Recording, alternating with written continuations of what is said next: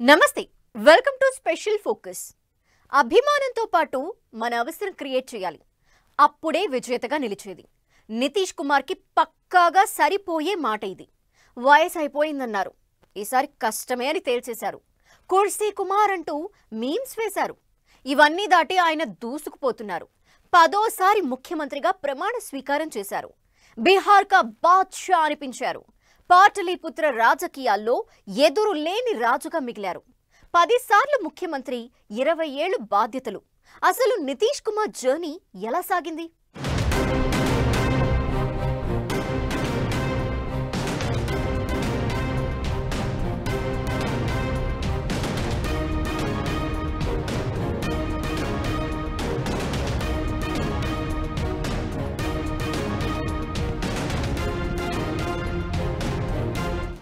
సార్లు సీఎంగా ప్రమాణం 20 ఏళ్లు బాధ్యతలు నితీష్ కుమార్ బీహార్ కా షేర్ బీహార్ రాజకీయాల్లో ఎదురులేని రాజు 10వ సీఎంగా ప్రమాణ స్వీకారం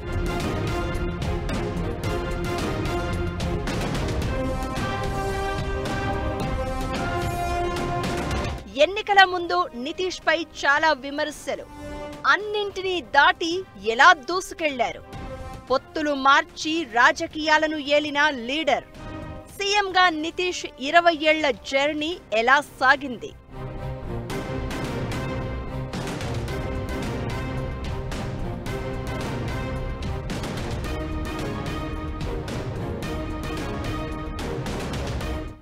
సార్లు సీఎంగా ప్రమాణ స్వీకారం 20 ఏళ్లు ముఖ్యమంత్రిగా బాధ్యతలు ఇది జస్ట్ ట్రాక్ రికార్డ్ మాత్రమే కాదు ఆల్ టైమ్ రికార్డ్ బీహార్ ఎన్నికల్లో ఏ పార్టీకి ఎక్కువ స్థానాలు వచ్చినా ఏ కూటమి ప్రభుత్వం ఏర్పాటు చేసినా నితీష్ మాత్రం సీఎంగానే కొనసాగుతున్నారు గత 2 దశాబ్దాలుగా నితీష్ కుమార్ ఏకఛత్రాధిపత్యం సాగిస్తున్నారు ఏ కూటమి అధికారంలోకి వచ్చినా ముఖ్యమంత్రి స్థానంలో మాత్రం ఆయనే ఉంటున్నారు ఈసారి ఎన్నికల ముందు మాత్రం రకరకాల ప్రచారం జరిగింది నితీష్ పని అయిపోయిందని కొందరు అసలు ఆయన మానసిక పరిస్థితే బాలేదని మరికొందరు నితీష్ పొలిటికల్ చాప్టర్ కు ది ఎండ్ అని ఇంకొందరు వీటన్నింటినీ దాటుతూ తను ఏంటో తన దూకుడేంటో మరోసారి పరిచయం చేశారు నితీష్ కుమార్ 10వ ముఖ్యమంత్రిగా ప్రమాణ స్వీకారం చేశారు బీహార్ రాజకీయాలు అంటే డ్రామాలకు క్యారఫ్ అలాంటి రాష్ట్రంలో ఆ పాలిటిక్స్ లో మకుటం లేని మహారాజులా వెలిగిపోతున్నారు నితీష్ బీహార్ కా షేర్ అనిపించుకున్నారు సాధారణ కుర్మి కుటుంబంలో పుట్టిన నితీష్ రాజకీయ ప్రయాణం ఓ మహా కథలా సాగింది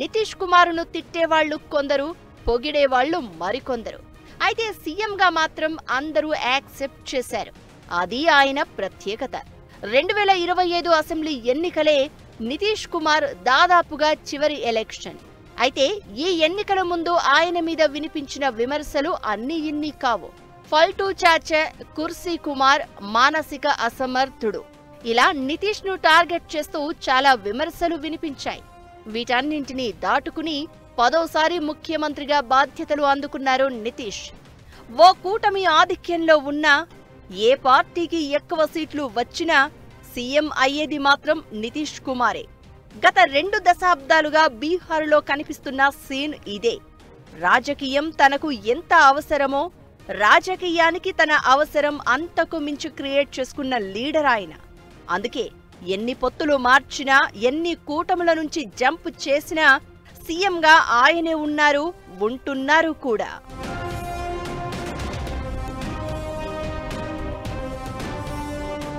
పాతవారిని వదులుకోవడం కొత్త కూటములు కట్టడం మళ్లీ పాత వాటిలోకి తిరిగి పోవడం నితీష్ నిర్ణయాలు ఎప్పుడూ ధైర్యంగా ఊహించని విధంగా ఉంటాయి ఎప్పుడు ఏ కూటమిలోకి వెళ్ళాలి ఏ సమయంలో ఏ కూటమి నుంచి బయటకు రావాలి అనేది నితీష్ కుమార్ కు బాగా తెలిసిన విద్య ఏం చేసినా ఎలాంటి నిర్ణయం తీసుకున్నా నితీష్ అడుగు ముందుకే పడింది ఏదేమైనా బీహార్ వాసుల జీవితాలను కొంతమేరకైనా మెరుగుపరిచిన నాయకుడిగా నితీష్ మన్ననలు అందుకున్నారు సుశాసన్ బాబుగా ఆయనను బీహార్ జనాలు పిలుచుకునేది అందుకే.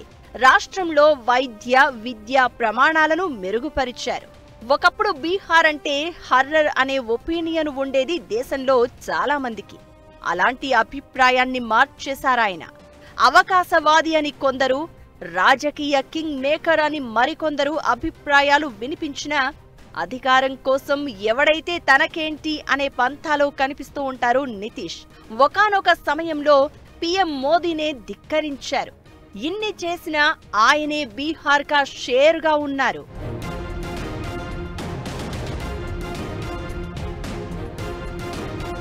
2000 సంవత్సరంలో నితీష్ కుమార్ మొదటిసారి ముఖ్యమంత్రి అయ్యారు. అయితే కేవలం 7 రోజుల పాటు మాత్రమే సీఎంగా ఉన్నారు. తర్వాత 2005 నవంబర్ 24న మళ్లీ ముఖ్యమంత్రి అయ్యారు. పూర్తి పదవీ కాలాన్ని పూర్తి చేశారు. అయితే 2013లో బీజేపీతో 17 ఏళ్ల బంధాన్ని తెంచుకుని వేరే దారి ఎంచుకున్నారు. ఈ సమయంలో 11 మంది బీజేపీ మంత్రులను పదవుల నుంచి తొలగించారు. 2014లో లోక్సభ ఎన్నికల్లో జేడీయూ పేలవమైన పనితీరు కారణంగా పదవికి రాజీనామా చేశారు. 2015లో మహాకూటమిలో చేరి 4గోసారి ముఖ్యమంత్రిగా ప్రమాణ స్వీకారం చేశారు. అయితే ఈ పదవీ కాలం కొద్ది కాలమే సాగింది. ఆ తర్వాత 2015 నవంబర్ 20న 5వసారి ముఖ్యమంత్రిగా ప్రమాణ స్వీకారం చేశారు. 2017 జూలైలో రాజకీయ సంక్షోభం కారణంగా రాజీనామా చేసి మహాకూటమి నుంచి వైదొలిగారు. ఆ తర్వాత అదే రోజున ఎన్డీఏలో చేరారు. 6వసారి సీఎంగా ప్రమాణ స్వీకారం చేశారు. 2020లో ఎన్డీఏ కూటమి ఎన్నికల్లో విజయం సాధించింది. 7వసారి నితీష్ ముఖ్యమంత్రి అయ్యారు. 2022 ఆగస్టు 9న మళ్లీ బీజేపీతో సంబంధాలు తెంచుకుని మహాకూటమిలో భాగమయ్యారు. 8వసారి సీఎంగా బాధ్యతలు తీసుకున్నారు. 2024 జనవరి 28న ఎంజీబీ నుంచి వైదొలిగి మళ్లీ ఎన్డీఏలో చేరారు. 9వసారి సీఎంగా ప్రమాణం చేశారు. ఇప్పుడు ఎన్డీఏ కూటమి విజయంతో మళ్లీ సీఎంగా నిలిచి 10వసారి ప్రమాణ స్వీకారం చేశారు.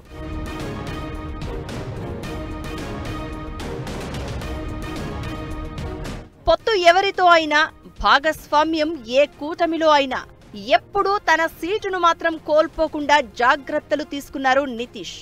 ఇన్ని పొత్తులు మార్చి కూడా నిలదొక్కున్న ఏకైక రాజకీయ నాయకుడిగా నితీష్ కుమార్ రికార్డ్ క్రియేట్ చేశారు. దేశంలో మిగతా రాష్ట్రాల రాజకీయాలతో కంపేర్ చేస్తే బీహార్ పాలిటిక్స్ చాలా డిఫరెంట్. అలాంటి బీహార్ కుర్చీలాటలో తిరుగులేని రాజులా మిగిలారు నితీష్ కుమార్. బీహార్కు ఇన్నేళ్లు ముఖ్యమంత్రిగా పనిచేసిన నితీష్ అన్నిసార్లు ఎమ్మెల్సీగానే ఉన్నారు. ఆయన ఎమ్మెల్యేగా గెలిచింది 1985లో మాత్రమే. ఆయన ముఖ్యమంత్రి అయిన తర్వాత ఒక్కసారి కూడా ఎమ్మెల్యేగా పోటీ చేయలేదు. తనకు రాజకీయం ఎంత ముఖ్యమో రాజకీయానికి తను అంతే ముఖ్యం అని నమ్మే నితీష్ ఏ వైపు ఉన్నా, ఎవరితో ఉన్నా తనే నాయకుడిగా ఉన్నారు, ఉంటున్నారు కూడా.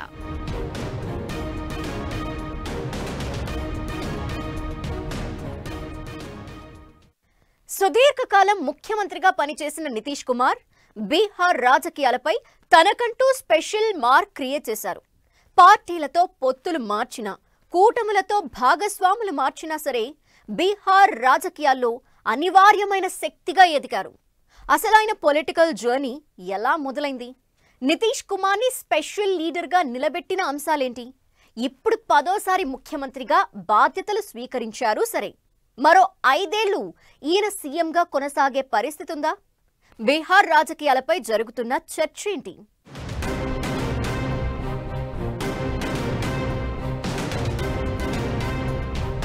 బీహార్ పాలిటిక్స్ పై నితీష్ కుమార్ స్పెషల్ మార్క్. అసలు నితీష్ పొలిటికల్ జర్నీ ఎలా మొదలైంది?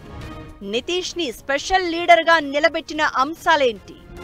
రాబోయే 5 ఏళ్లు నితీష్ సీఎంగా కొనసాగేనా? రాబోయే రోజుల్లో ఎదురు కాబోయే సవాళ్లేంటి? ఒకప్పుడు బీహార్లో జంగిల్ రాజ్ అనే మాట వినిపించేది. అలాంటి రాష్ట్రాన్ని అంతో ఇంతో అభివృద్ధి బాట పట్టించిన నేతగా నితీష్ కుమార్ మంచి పేరు సంపాదించుకున్నారు. సుశాసన్ బాబు అనే ఇమేజ్ సంపాదించారు. ఎన్డీఏ, మహాకూటమి లాంటి ప్రధాన కూటములతో తరచుగా పొత్తులు మార్చిన బీహారు రాజకీయాల్లో నితీష్ అనివార్య శక్తిగా ఎదిగారు.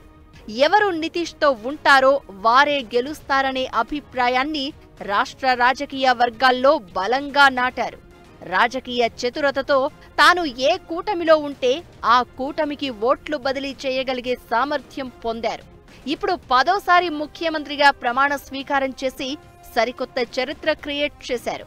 2005లో సీఎంగా పూర్తిస్థాయి బాధ్యతలు చేపట్టినప్పటి నుంచి రాష్ట్రం కోసం నిబద్ధతతో కష్టపడి పనిచేశాడనే పేరు సంపాదించారు. 10వ సీఎం అయ్యారంటే కారణం అదే. బీహార్లో ఆయన తీసుకువచ్చిన మార్పులే మరోసారి నితీష్కి పట్టం కట్టేలా చేశాయి. నితీష్ కుమార్ 10 సార్లు ముఖ్యమంత్రి అయ్యాడు బీహార్ కంటే అది ఊరికనే అవ్వలేదు. ఆయన దగ్గర ఉన్న కొన్ని గుణాలు భారతదేశంలో చాలా మర్యాద చేస్తారు. ఆయనలాగా జ్యోతి బాసు బెంగాల్లో, అలాగే నవీన్ పట్నాయక్ ఒరిస్సాలో, కొంతకాలం వరకు ఏకే ఆంటనీ కేరళ, ఎంజీఆర్ తమిళనాడు, ఇలాంటి వ్యక్తులకి ప్రజలు గౌరవం ఇచ్చారు. ఎలక్షన్లో గెలిపిస్తూ వచ్చారు. డిఫీట్ అవ్వకుండా అంటే వాళ్ళలో ఉన్న ఆనెస్టీ, వాళ్ళలో ఉన్న మంచి గుణాలు చూసి వీళ్ళు ఉండాలి, వీళ్ళు అన్నీ చేయలేకపోయినా పెద్ద మనుషులు అనే భావంతో వాళ్ళని గెలిపించారు. 2005లో నితీష్ అధికారం చేపట్టినప్పుడు బీహార్ అస్తవ్యస్తంగా ఉంది. శాంతి భద్రతలు నశించి దెబ్బతిన్న రోడ్లతో అభివృద్ధికి చాలా దూరంగా ఉంది. అయితే తనదైన వ్యూహాలతో బీహార్ను నితీష్ అభివృద్ధి వైపు నడిపించారు. రోడ్లు, విద్యుదీకరణ మెరుగుపడడంలో కృషి చేశారు. నిరుద్యోగాన్ని తగ్గించే ప్రయత్నం చేశారు. నితీష్ విజయాల్లో మహిళా ఓటర్లు కీలక పాత్ర పోషించారు. ఇప్పుడు ఎన్డీఏ కూటమి ఈ స్థాయిలో విజయం సాధించింది అంటే మహిళలే కారణం. నితీష్ కుమార్ రాజకీయ ప్రస్థానంలో మొదటి నుంచి పొత్తులే అతడి ఆయుధం. తొలిసారిగా సీఎం అయినప్పటి నుంచి నితీష్ ఏదో ఒక పార్టీతో పొత్తు పెట్టుకుంటూనే వస్తున్నారు. 2000 సంవత్సరంలో తొలిసారిగా ముఖ్యమంత్రి అయినప్పటికీ మెజారిటీని నిరూపించుకోలేక కేవలం 7 రోజులు మాత్రమే పదవిలో కొనసాగారు. అయితే 2003లో జేడీయూ స్థాపించారు. ఆ తర్వాత నుంచి తన మార్క్ రాజకీయం చూపించడం మొదలుపెట్టారు. అప్పటి నుంచి ఇప్పటి వరకు వెనుతిరిగి చూడలేదు. ఆయన ఎవరితో ఉన్నా, ఆయనతో ఎవరు ఉన్నా ఆయనే సీఎం.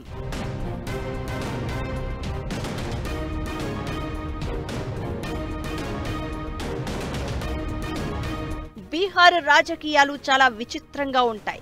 ఒక్క రోజులో శత్రువులు మిత్రులుగా, మిత్రులు శత్రువులుగా మారిపోతూ ఉంటారు. అలాంటి పరిస్థితులను తనకు అనుకూలంగా మార్చుకుంటూ దేశ రాజకీయాల్లో చక్రం తిప్పుతున్నారు నితీష్ కుమార్. సోషలిస్ట్ నాయకుడు రామ్ మనోహర్ లోహియా ప్రభావంతో నితీష్ రాజకీయాల్లోకి వచ్చారు.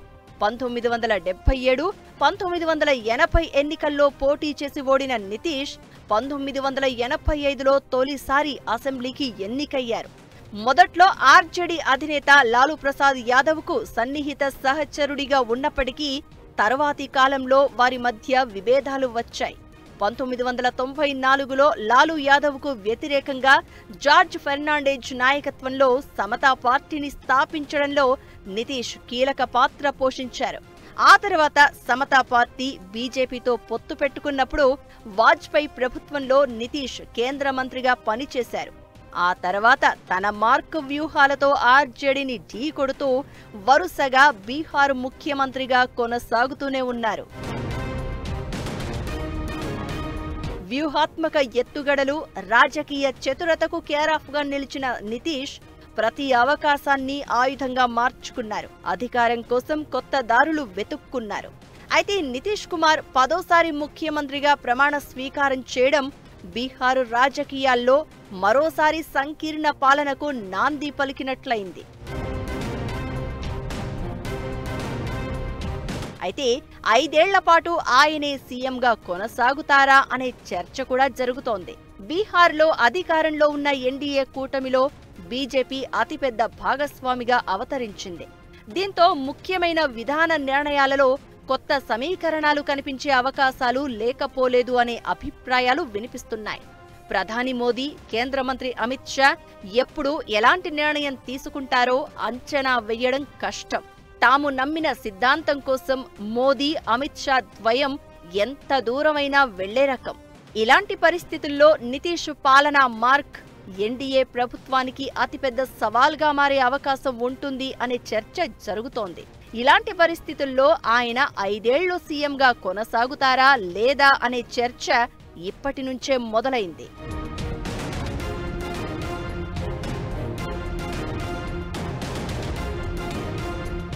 ఇకటు 10వ ముఖ్యమంత్రిగా బాధ్యతలు తీసుకున్న నితీష్ కు సరికొత్త సవాళ్లు ఎదురయ్యే అవకాశాలు ఉన్నాయనే వాదన వినిపిస్తోంది. మరీ ముఖ్యంగా ఉచిత హామీల విషయంలో నితీష్ సర్కార్ అడుగులు ఎలా ఉండబోతున్నాయనేది భవిష్యత్ రాజకీయాలను డిసైడ్ చేయడం ఖాయం.